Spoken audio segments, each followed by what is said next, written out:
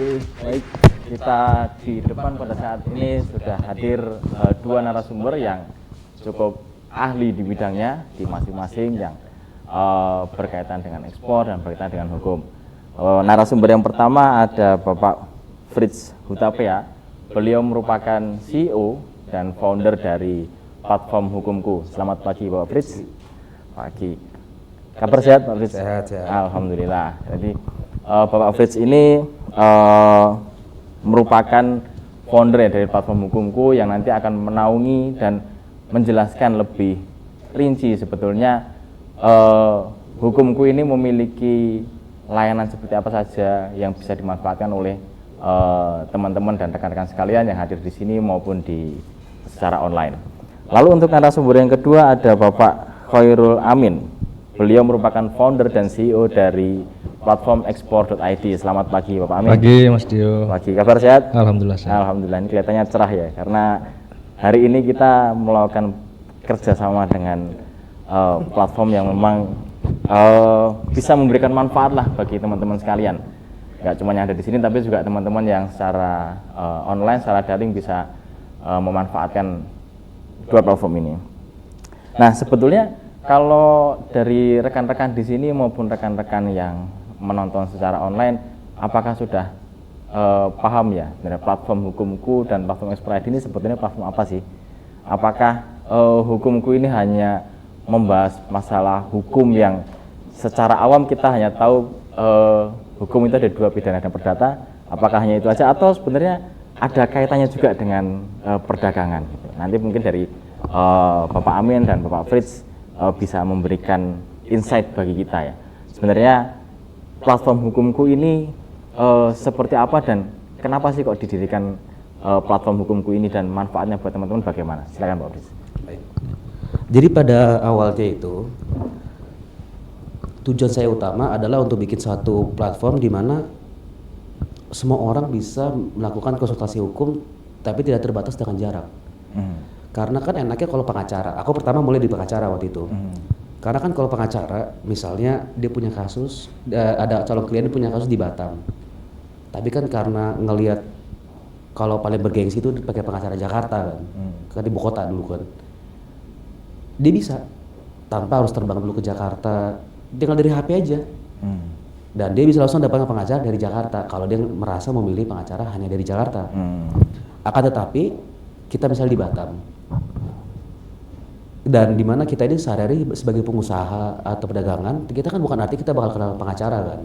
Berarti kita cari pengacara dari mana? Ya kalau nggak dari keluarga, dari teman atau dari Google. Dan di Google pun belum pasti ini pengacara bisa bantu kan, karena kan pengacara pun bidangnya banyak sekali. Betul. Ya kan? Ya. Akhirnya saya juga buat di mana sebelum dia memilih pengacaranya, dia bisa pilih, si calon klien ini bisa pilih dulu bidangnya apa. Dan dia bisa baca dulu latar belakang si pengacara ini. Dia ahlinya di bidang apa saja, kerja udah dari tahun berapa, pengalamannya sudah kalau misalnya pernah masuk berita di kasus apa aja. Nah, jadi enaknya itu daripada kita terbatas dengan dalam komunitas kita sendiri, saya telah membuat kalau semua calon klien ini dia bisa melihat dalam waktu yang sama ratusan pengacara.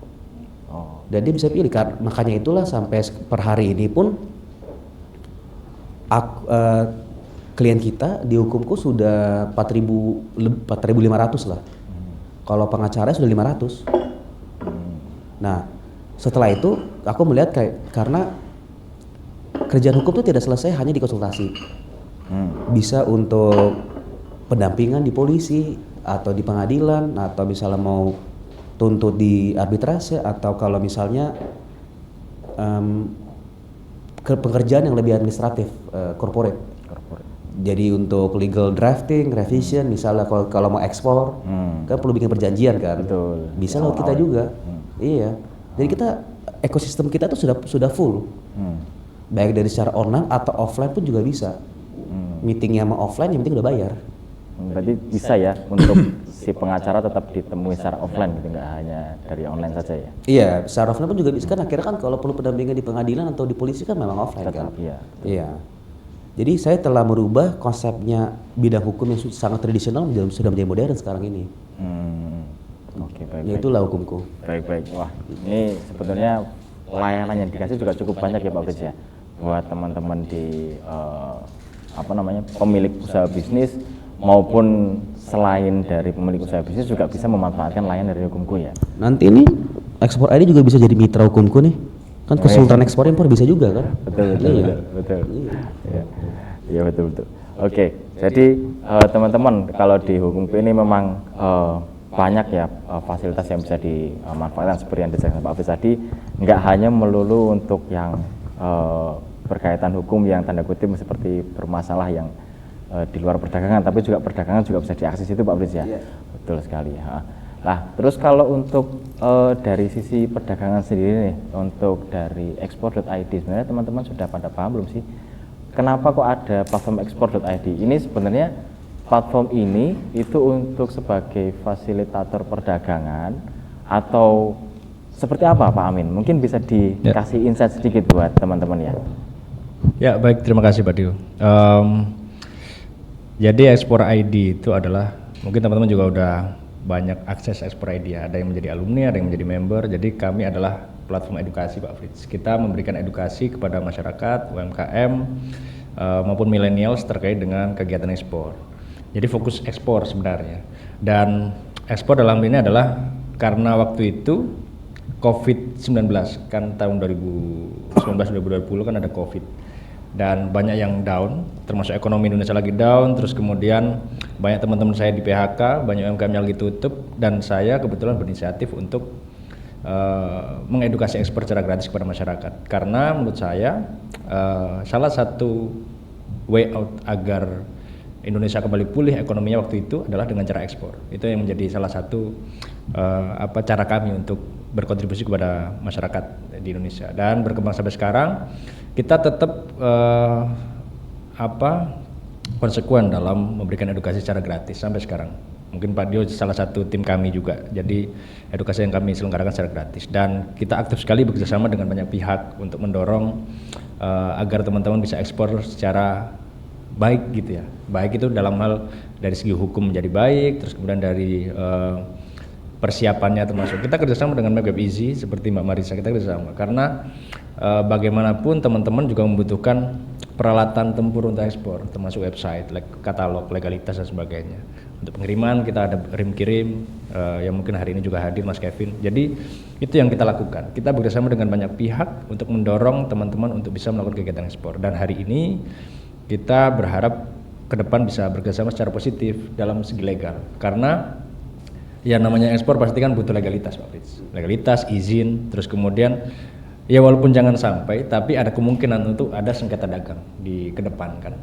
Misalkan ketika tadi Pak Fritz sempat cerita bahwa dalam perdagangan banyak sekali potensi-potensi yang mungkin akan muncul. Misalkan buyer nggak jadi buyer misalkan bilang kalau produknya tidak sesuai dengan pesanan, jadi dia minta diskon. Terus kemudian itu terjadi Pak Dio. Dan terus kemudian ada buyer yang memang bid and run. Terus kontraknya bagaimana? Mungkin nanti akan bisa dibantu banyak oleh tim hukumku. Jadi teman-teman bisa langsung memanfaatkan layanan hukumku untuk pembuatan perjanjian dagang mungkin Pak Fritz, legalitas hukum, terus kemudian ya banyak sekali yang saya yakin akan banyak hal yang bisa dibantu oleh teman-teman hukumku itu. Terus kemudian tadi ditanya Mas Dio, Ekspor ID positioning sebagai apa? Ya kita edukator. Terus kita juga sebagai support unitnya pemerintah, karena memang banyak program pemerintah yang menurut kami sangat positif dan kita turut serta menggaungkan program-program tersebut. Terus kemudian kita juga membantu dari hulu, Pak Fritz, kita turun ke bawah, kita ke hulu, ke UMKM, ke petani, ke nelayan untuk memaksimalkan potensi ekspor mereka secara kualifikasi, secara sertifikasi itu kita maksimalkan mereka sehingga mereka bisa ekspor. Terus dari segi buyer, nah kalau nggak ada buyer nggak jadi ngekspornya gitu. Kita juga bantu mereka untuk mencari mendapatkan buyernya. Itu juga menjadi salah satu bantuan yang bisa kami berikan kepada teman-teman eksportir. Jadi itu yang menurut saya memang antara hukumku dan Ekspor ID menurut saya sangat pas sekali kalau kerjasama dan sangat positif Pak Fritz. Bisa bahkan sebenarnya hukumku yang bisa sangat support teman-teman Ekspor ID bahkan dari segi hukum perdagangan. Dan kita terima kasih banyak sudah berkenan untuk kerjasama. Mudah-mudahan nanti ke depan sangat positif dan bisa membantu teman-teman di lapangan semuanya gitu. Itu Mas Dio kira-kira. Oke, wah berarti mantap ya. Ini kelihatan berarti kalau dari segi ekspor.id dan hukumku ini kolaborasinya benar-benar bisa sangat dijalin karena memang saling support antara ekspor.id dengan hukumku ya, dari sisi hukum dan sisi perdagangan di ekspor.id. Jadi ekspor.id memfasilitasi beberapa untuk proses perdagangan, nanti dari hukumku juga bisa memfasilitasi teman-teman dari sisi hukum terkait legal drafting, terus untuk nanti ketika ada sengketa dagang dan lain-lain. Nah, terus kalau misalkan nih Pak Fritz ya, untuk teman-teman ini kan terutama di ekspor.id membernya itu beberapa kan pasti mereka merupakan pelaku bisnis. Nah, itu bisa jadi beberapa atau mungkin banyak dari mereka itu sangat awam dengan hukum. Nah, sebetulnya kalau dari sisi Pak Fritz nih selaku lawyer itu seberapa pentingnya untuk teman-teman yang ada di sini maupun di online itu untuk memperhatikan masalah hukum, masalah legal maupun di selama proses bisnis itu kira-kira seberapa pentingkah gitu urgensinya? Ini bukan jawaban yang bias ya. Ya. Tapi memang kalau udah tentang uang, pertemanan tuh nggak ada artinya. apalagi kalau ekspor impor gini kan kita pasti nggak kenal dong. Siapa yang beli, siapa itu kan bisa aja one of transactions, bisa aja gimana. Tapi pada dasarnya kita udah invest uang kita sendiri untuk usaha apa. Tapi dengan adanya hukum itu mengurangkan resiko. Dengan kita memang mengurus dasar-dasar hukumnya dengan benar, resiko kita jauh menurun. Nanti kita main kirim barang aja nggak ada dasar dengan dia terima barang harus bayar gini-gini, dia tinggal terima kabur aja kan. Betul. Karena di Indonesia pun dan di banyak negeri lain, dasar hukum itu sesuai dengan apa yang tertulis. Kan kalau di setiap negara kan ada peraturan masing-masing, ya kan. Tapi kalau misalnya untuk dengan transaksi antara perorangan atau PT dengan PT, itu tuh sama aja mereka bikin peraturan sendiri dalam perjanjian itu, ya kan. Di luarnya masih ada peraturan dalam negeri kan. Tapi untuk transaksi itu pun yang mengatur hanya perjanjian ini pada awalnya. Betul. Jadi kalau hukumnya tidak dengan benar diurus ya nggak pasti akan dilicikin. Dan kita ini sebagai pengacara adalah bukannya untuk membuat orang takut, tapi kita hanya memberikan satu precaution aja. Bahwa lebih enak beresin ini sekarang daripada nanti ruginya double. Betul. Itu konsep dasarnya lah. Iya, jadi mencegah ya daripada. Iya, mencegah daripada kejadian duluan nanti. Ya kalau pengacara senang-senang aja ya, mencegah atau ada masalah tetap dibayar kan. Iya. Iya kan. Tapi ya zaman sekarang karena orang sudah lebih aktif online, udah lebih sadar terhadap hukum kan. Makanya saya sudah bisa bikin legal tech ini dan lebih demandnya lumayan karena orang mulai sadar dia nggak bisa main usaha biasa aja tanpa tahu dulu. Kayak misalnya dia mau buka tempat kopi, buka untuk ekspor impor, udah harus tahu izinnya apa, badan hukumnya apa. Nanti kan kena kasus kalau kena panggilan bea cukai malas juga kan. Apalagi ke panggilan pajak. Iya kan. Itulah. Iya. Itu. Betul. Ya jadi memang sangat penting ya untuk teman-teman itu dalam ibaratnya segala transaksi atau segala proses dalam kegiatan dagangnya itu ada legal dan secara hukum itu berlaku secara sah. Jadi memang teman-teman jadi lebih safe dan secara ya tadi seperti yang disebutkan Pak Fritz, memang kalau masalah uang ini antara teman hilang lah namanya teman itu kan. Jadi uang ya uang, teman ya teman gitu. Jadinya memang harus dibungkus dengan yang namanya legal itu. Nah terus kalau dari Pak Amin sendiri untuk dari pengalaman Pak Amin ini untuk selama mendampingi teman-teman yang melakukan bisnis terutama di bidang ekspor ini kira-kira gimana? Pernah ada nggak yang curhatlah ke Pak Amin gitu? Ini saya punya masalah seperti ini Mas ini. Ya. Ini harus selesaikan seperti apa gitu? Memang ya tadi saya menyambung sedikit Pak Fritz bahwa kita kan hidup di negara hukum ya Mas. Jadi segala sesuatu yang berjalan seharusnya sesuai dengan prosedur hukum yang ada, betul ya Pak Fritz? Termasuk perdagangan, termasuk apapun itu. Kalau di tempat kami di Ekspor ID memang case-case yang muncul alhamdulillah tidak sampai ke sengketa Mas.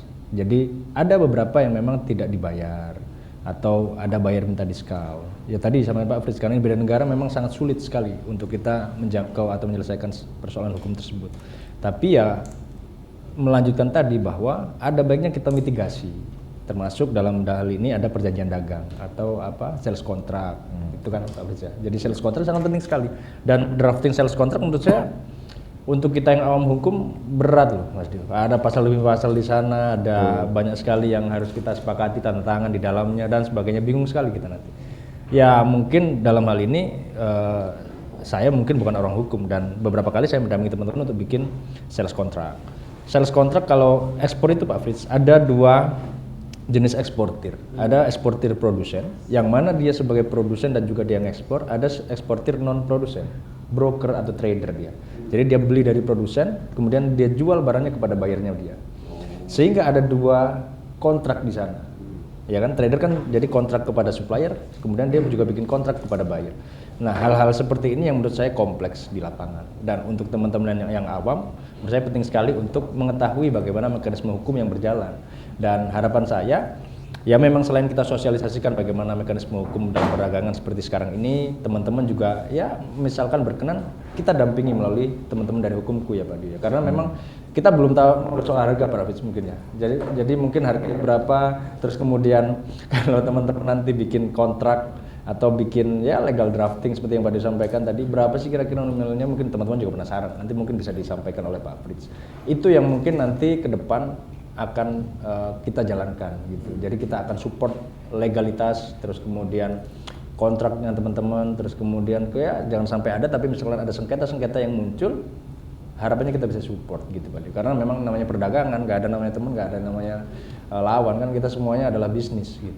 Jadi ya mudah-mudahan bisa kita support. Ya gitu kira-kira. Jadi memang dalam teman-teman seperti ini ya tetap aja ada case-case yang muncul, walaupun tidak luar biasa besar, tapi ada aja. Terus ada yang masih bingung sekali soal bagaimana ini kontrak dengan supplier, kontrak dengan buyer, bagaimana saya harus bikin, bahkan bahasa Inggris kan.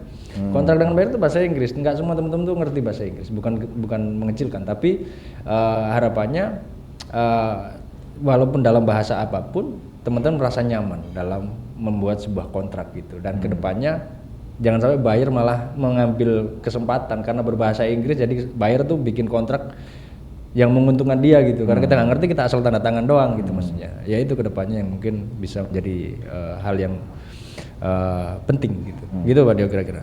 Itu ya, biasanya ada yang diselip-selipin ya, kata-kata yang mungkin agak asing gitu kan. Saya mungkin bisa cerita sedikit.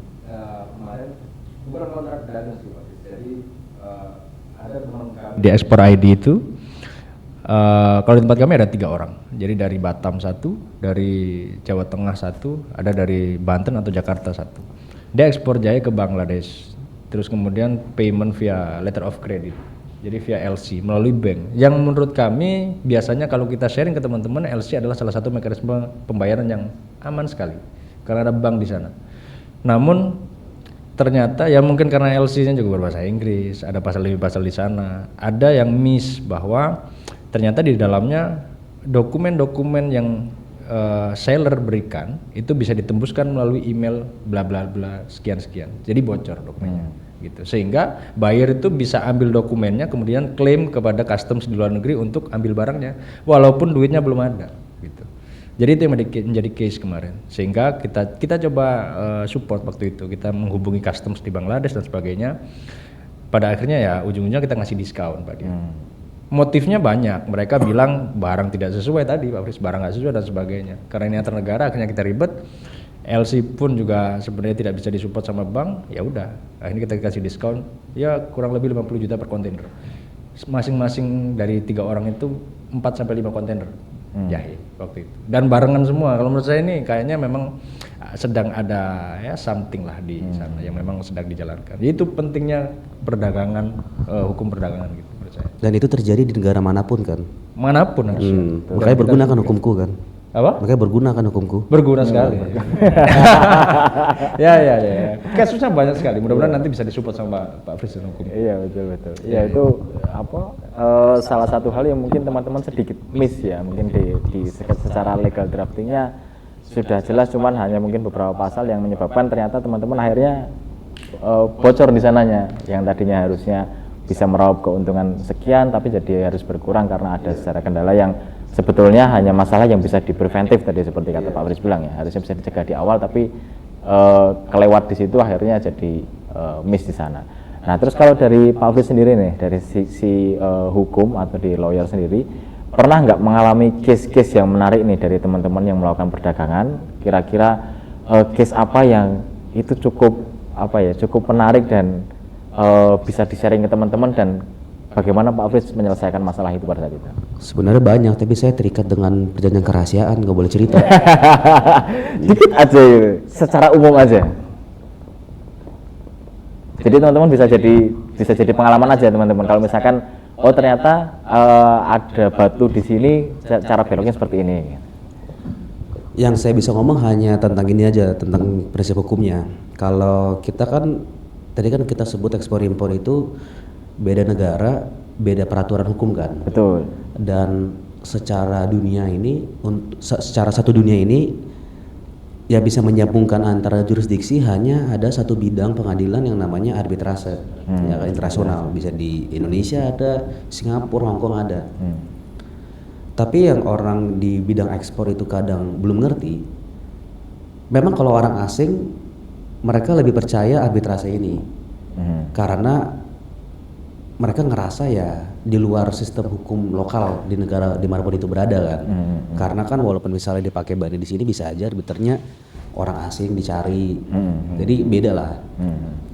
Tapi sering sekali yang di pengusaha ekspor impor ini, dia tidak mengerti yang lokalnya, orang Indonesianya ini, dia tidak mengerti kalau kalau kita misalnya menuntut mereka di pengadilan arbitrase ini, bedanya adalah peraturan bakunya. Untuk menggugat seseorang, kita harus membayar beberapa persen dari value sengketanya. Saya agak lupa berapa persen sekarang ini. Kalau misalnya 10% contoh ya, kalau misalnya 10% dan nominal value sengketanya adalah 10M, dia harus bayar di muka 1M. Itu jadi beban ya, atau beban kepada para pihak? Iya, uang hilang, iya. Jadi untuk bisa membuat gugatannya dan diterima harus dibayar dulu. Terserah nanti kalau atau menang. Jadi ya seperti kayak entrance fee-nya gitu. Iya. Itu yang benar sangat jarang orang bahas loh. Dia itu. Itu sebenarnya jadi beban nggak kelihatan ya buat teman-teman ya Pak? Iya, karena syarat itu memang diatur di undang arbitrase di beda-beda negara. Tapi kita sebagai buyer atau seller di satu kontrak perjanjian, kita tidak ada kewajiban untuk disclose itu. Kan kita hanya di pasal terakhir kan biasanya cuma dibilang kan, apabila ada sengketa, para pihak setuju untuk memilih domisili di mana. Tapi kan kita nggak ada kewajiban untuk bilang kalau arbitrase ada biaya ini gitu kan, nggak perlu. Nggak, betul. Iya. Jadi itu memang untuk kita menjual diri untuk orang asing, memang mereka sangat lebih suka arbitrase. Tapi kan even if we're doing anything to get the deal, tapi kan perlu itu dimengerti dulu resikonya. Pastikan kita kalau sebagai orang lokal jago kandang dong. Iya. Gimana pakai pengadilan sini kan. Iya. Ya, tapi kan orang asing memang lebih sering sekali lebih percaya arbitrase bani gitu bisa. Iya. Betul, karena memang perdagangan internasional ya mau nggak mau kan antara dua negara ya gitu. Dan memang itu harus disepakati bersama. Nanti kita memakai yang mana kan, dan nggak bisa kita hanya pakai yang lokal saja gitu kan. Dan dari sisi si buyer atau mungkin di pihak luar negerinya pasti juga ada pertimbangan sendiri begitu ya. Iya, karena kan kalau kita ekspor impor kan ya kita belum ada kan, sering sekali ke buyer baru kita belum ada kredibilitasnya kan. Betul. Takutnya ini penipu, yang jual orang asing kan gitulah pasti kan. Kayak saya juga pasti gitu kan. Kayak kita kalau beli online, kita cek dulu ini toko udah verified belum kan. Tapi ya memang sebagai pengusaha di bidang ini harus cari keseimbangan ya kan, antara mendapatkan keamanan dan kepercayaan dari asing. Betul. Iya. Itu sih yang sering kejadiannya Pak Fris sama teman-teman, kalau misalkan tadi bicara masalah kredibilitas, ternyata untuk memverify si buyer sendiri pun teman-teman juga mengalami kesusahan ya. Mas Amin pasti sudah sering yang mendengar keluh kesah dari teman-teman untuk memverifikasi hal itu. Nah di situ berarti bisa dipreventif dengan dari sisi hukumnya gitu kan, sehingga bisa lebih mencegah kan daripada kejadian-kejadian yang memang tidak diinginkan oleh rekan-rekan dari pelaku bisnis begitu ya. Ya, baik, itu mungkin sekilas. Jadi untuk apa namanya antara hukum dengan ekspor lah. Mungkin dari teman-teman yang hadir di sini mungkin ada yang mau ditanyakan. Kita buka tangan saja nggak apa ya, Pak Fritz ya, Pak Amin. Ini bukan konsultasi hukum gratis kan? Ingat ya teman-teman, mau tanya boleh tapi jangan konsultasi hukum ya. Gitu. Mau tanya tentang hukum mungkin sekilas atau mungkin sama Pak Amin ada yang mau ditanyakan, silakan. 1, 2, ada yang mau ditanyakan? Oh nggak ada, oke. Baik, nanti kalau memang nggak ada mungkin disimpan dulu. Nanti siapa tahu langsung mau konsultasi hukum sama Pak Fritz ya silakan aja, nggak apa-apa. Iya, tapi ada fee-nya jelas. Nggak bisa, nanti bisa dibicarakan lah sama Pak Fritz ya. Tapi ngomong-ngomong nih, kalau untuk bisa memanfaatkan layanan dari hukumku ini teman-teman harus gimana Pak Fritz? Nah, ini kita yang belum tahu. Bahkan mungkin saya selaku moderator mungkin masih agak nggak ngerti nih, gimana caranya saya bisa memanfaatkan hukumku ini. Sebenarnya sih aplikasinya sudah ada di app atau Play Store. Oh, kita bisa install Bisa ya? buka sekarang, bisa cari sekarang, download, langsung daftar, cuma perlu nama, nomor HP. Nama, nomor HP Cukup. ya. Terus habis itu nanti kita bisa apa nih? Jadi ketika kita buka aplikasinya, yang kita pertama ngelihat adalah kategori-kategori hukumnya.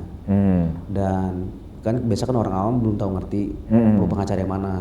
Makanya kita bikin lebih gampang, si calon klien ini dia bisa pilih dulu kategorinya. Pasti kan kita udah ngerti lah kalau kasus cerai masa kita pilihnya pengacara perdata kan. Betul. Kalau cerai kan masa kita pilihnya pengacara bani atau ya. gimana kan. Atau misalnya kalau kita tentang pencurian masa jadi perdata lah. Tapi ketika dia buka, dipilih kategorinya, langsung dalam kategori itu langsung udah keluar daftar pengacara yang memang ahli di bidang itu. Tapi kalau dia belum berkenan, dia bisa aja ke bagian bawahnya lagi itu dia bisa buka daftar semua pengacara yang sedang online. Bisa langsung konsultasi ya? Iya, konsep kita adalah sesi konsultasi ini per sesi per chat itu 30 menit. Per sesinya 30 menit. Di mana biayanya itu harganya sangat bermasyarakat. Di 50.000 per 30 menit. Wih, 50.000 Pak. Oh, wow. Iya, karena memang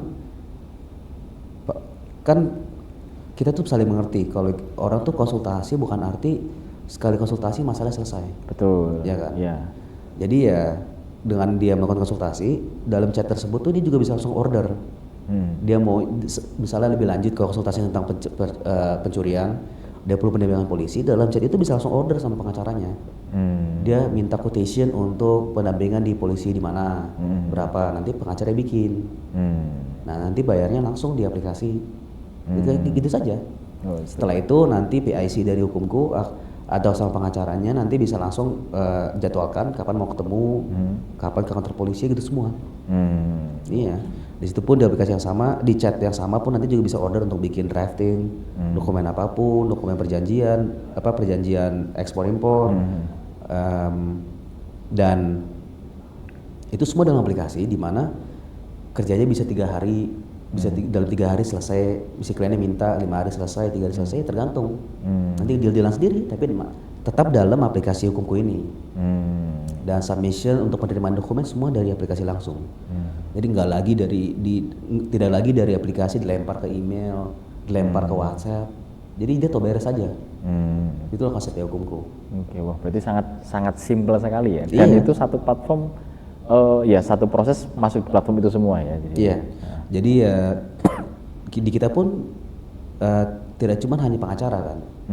Kita juga ada konsultan pajak, konsultan keuangan, konsultan bisnis, biro jasa, misalnya untuk imigrasi atau untuk izin ekspor impor silakan.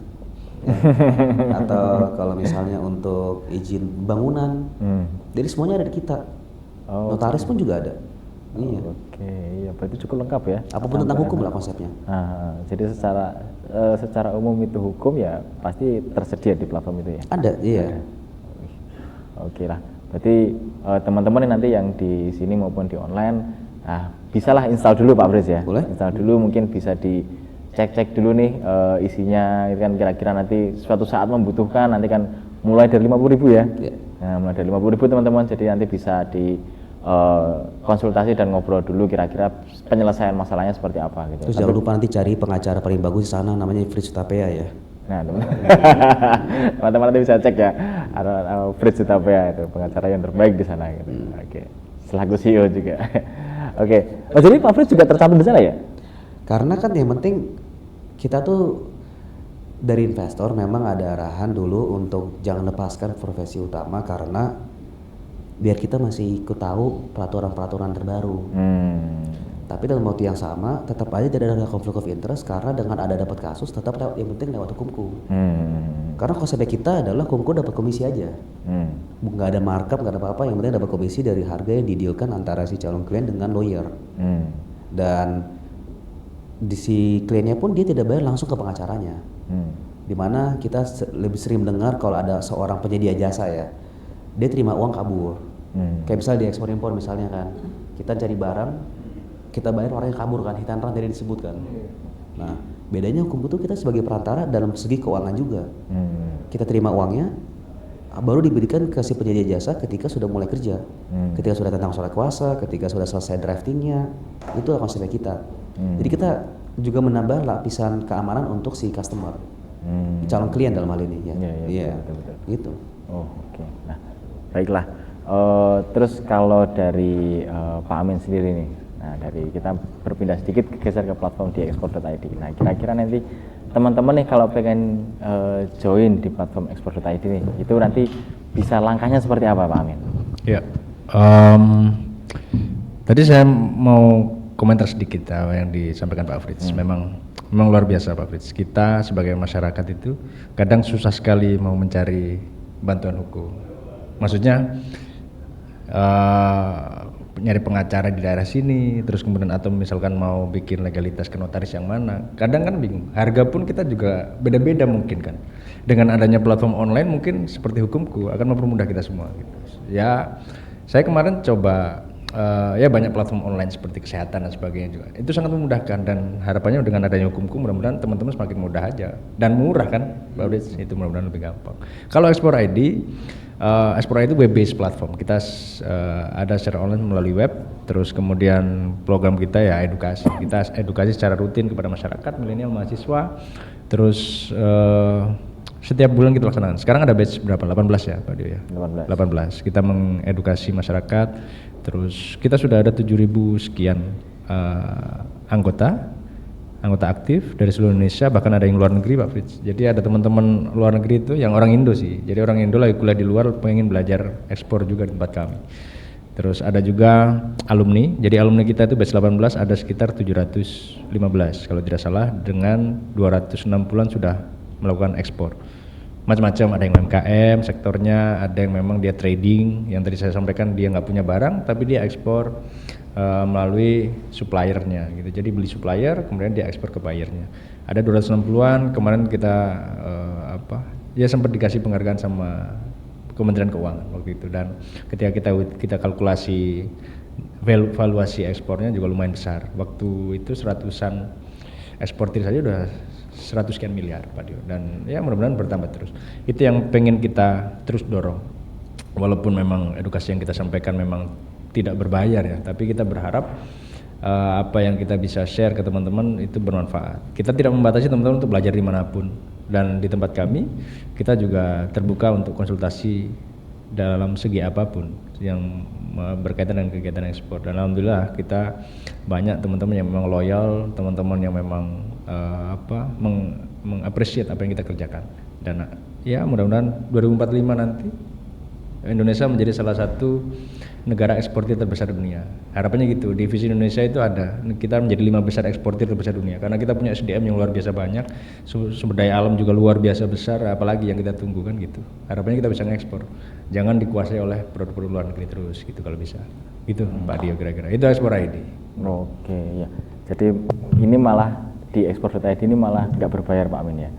Iya, jadi free. Jadi teman-teman yang memang pengen belajar atau mungkin ya konsultasi lah masalah terkait ekspor terus untuk perdagangannya nanti kira-kira case-case apa yang muncul di selama teman-teman itu mengalami kendala-kendala yang ada di proses pada saat penyiapan barang sampai dikirim, itu nanti mungkin bisa tergabung di kita. Dan memang dengan adanya beberapa member jadi ini ya saling mengisi ya untuk informasinya gitu. Jadi ya sama-sama ini antara Ekspor.id dan Hukumku nanti kita bisa berkolaborasi bersama ya kan, kita bisa memberikan manfaat nih kepada teman-teman sekalian di para pengusaha yang masih baru mau mulai maupun sudah memiliki usaha, dan sehingga nanti teman-teman bisa lebih mawas diri terhadap hukum gitu ya.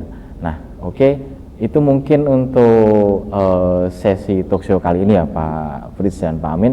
Mungkin sebelum kita tutup, dari Pak Fritz bisa menyampaikan closing statement, satu atau dua patah kata buat teman-teman. Yang pasti sih ya, dengan kemajuan di society kita, HP kita tuh sangat berguna. Itu memang suatu komputer lah, suatu canggih, kita bisa ngapa-ngapain kan. Kayak zaman dulu kita tuh kerja selalu setiap hari kerjanya ngejawab email. Sekarang kita ngejawabnya WhatsApp kan. Jadi seperti platform-platform seperti Hukumku, Export ID itu beneran sangat membuka peluang untuk orang usaha lebih menjaga diri dan lebih mencari opportunity dimanapun itu. Semoga kesempatan-kesempatan seperti ini ya tidak terbuangkan lah. Karena sudah di depan mata kan, tinggal orang download, lihat sendiri. Nah, itu saja sih dari saya. Oke, siap, mantap sekali. Jadi sangat mudah karena teknologi sekarang sudah semakin maju, jadi proses yang seperti ini bisa lebih dipermudah. Kalau dari Pak Amin, ada closing statement buat teman-teman Ya. bagi para eksportir muda? Pada intinya teman-teman bisa percaya sama kami lah gitu. Jadi Export ID bekerjasama dengan Hukumku memang untuk kebaikan kita bersama, teman-teman secara umum terutama gitu. Export ID ada pun tujuannya juga untuk membantu teman-teman bisa melakukan kegiatan ekspor, dan sekarang Export ID bekerjasama dengan banyak pihak termasuk Hukumku juga untuk teman-teman sebenarnya gitu. Jadi bisa percaya dengan kami, tenang saja, kita akan berusaha semaksimal mungkin semampu kami untuk mengedukasi teman-teman dan juga membantu teman-teman melakukan kegiatan ekspor terutama. Harapan kami teman-teman semua yang mungkin bisa menyaksikan talkshow ini artinya secara offline maupun online bisa menjadi salah satu kontributor ekspor di Indonesia gitu dalam statistik ekspor nasional, karena Rp1 pun atau $1 pun itu kontribusi teman-teman itu sangat luar biasa bagi negara. Kita melihat sendiri bahwa kontribusi ekspor berpengaruh secara langsung kepada ekonomi negara termasuk Indonesia salah satunya. Mudah-mudahan nantinya banyak orang kemiskinan semakin turun, banyak orang semakin makmur, dan Indonesia semakin ya menjadi negara maju tahun 2045 gitu, harapan kami semua. Terima kasih Pak Gio. Oke, baik. Terima kasih Pak Amin dan Pak Fritz karena sudah meluangkan waktunya untuk hadir di acara kali ini ya. Semoga nanti dengan terbentuknya kolaborasi ini bisa memberikan dampak buat teman-teman ya. Memberikan manfaat, jadi teman-teman bisa akses ke Export.id lebih mudah, terus akses ke Hukumku juga mudah, dan dengan informasi ini semoga teman-teman jadi lebih termotivasi untuk melakukan usaha dagangnya dan lebih tenang, karena ternyata untuk kalau nanti ketemu ada masalah di selama perjalanannya, ternyata ada Hukumku nih yang bisa memfasilitasi Dan dibayarin Export ID. Ya, oke. Begitu, terima kasih teman-teman untuk acara talkshow kali ini, dan nanti kita akan ada talkshow berikutnya, dan semoga kita bisa mendatangkan narasumber-narasumber yang lebih berkompeten dan bisa memberikan informasi kepada teman-teman sekalian dan dapat memberikan teman-teman manfaat yang sebaik-baiknya. Oke, terima kasih. Wassalamualaikum warahmatullahi wabarakatuh. Selamat siang. Terima kasih Pak Bro.